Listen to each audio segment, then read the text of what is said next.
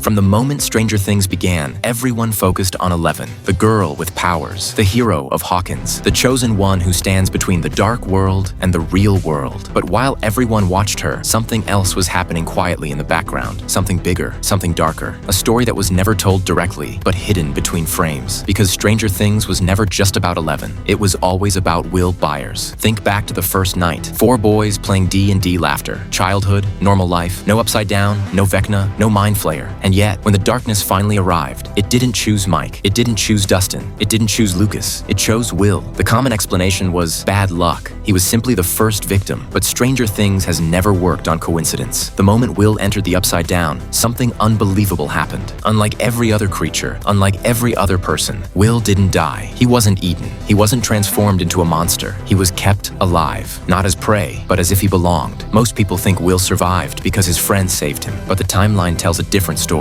Will survived long before anyone even knew where he was. No one could find him. No one could hear him. No one could touch him. Yet somehow, the Upside Down kept him breathing. Not as a prisoner, but more like a chosen connection. And this is the first crack in the story everyone assumes is true. Will does not behave like a victim of the Upside Down. He behaves like someone the Upside Down recognizes. When he returns, something shifts. He doesn't just come back physically. He returns with a link. He can sense the presence of the Upside Down. He can detect when a gate opens anywhere near him. He knows when danger is coming even before it arrives. Nobody taught him. Nobody infected him in a traditional sense. He didn't learn it. He remembers it. The best evidence isn't in his words. It's in his art. Will doesn't draw monsters because he's scared. He draws monsters because he has seen them from a perspective no one else has. Fans assumed his drawings were PTSD, but PTSD doesn't create maps of the Upside Down with architectural accuracy. Trauma survivors don't draw new, unseen forms of the Mind Flayer before anyone meets them. Those drawings aren't imagination. They're memory. While his friends grow up normally, Will grows up differently. Not physically, not in strength, but emotionally and psychologically. He becomes quiet, not because he is fragile, but because he is holding something bigger than himself, something the others cannot understand. Most possession victims in movies become weak and numb.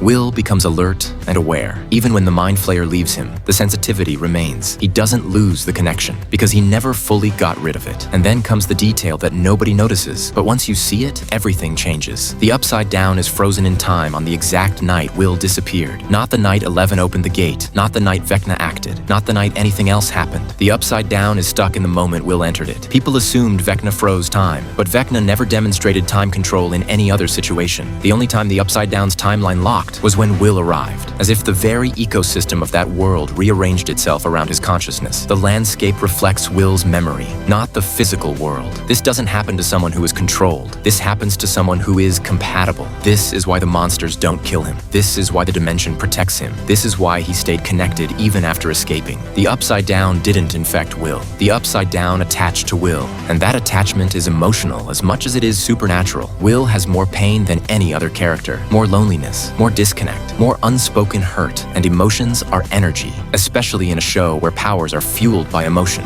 Eleven's strength comes from rage and trauma. Vecna's evolution comes from hatred and identity conflict. So what happens to someone who has trauma, isolation, emotional sensitivity, supernatural compatibility? That person doesn't stay a victim. They evolve. Which brings us to season 5. In that final moment, Will doesn't look scared. He doesn't look like someone who needs protection anymore. For the first time ever, he looks like someone who knows exactly what he is. Not a boy running from the dark, not a survivor of the Upside Down, not a supporting character in Eleven's story, but a character who was chosen before everyone else. A bridge between worlds, a living access point, a threat far greater than Vecna, because unlike Vecna, Will has something that makes him unstoppable: love. He loves his friends, he loves his family, he loves Hawkins, and love can shatter anyone, especially if the world keeps hurting the one who feels the most. Some villains choose darkness for power, but the most dangerous villains choose darkness for protection, and Will Byers has been protecting others his whole life, while destroying himself in the process. Season 5 hints that the day is coming when he won't protect himself anymore. On that day, the Upside Down won't need to take over the world. Will Byers will open the door for it.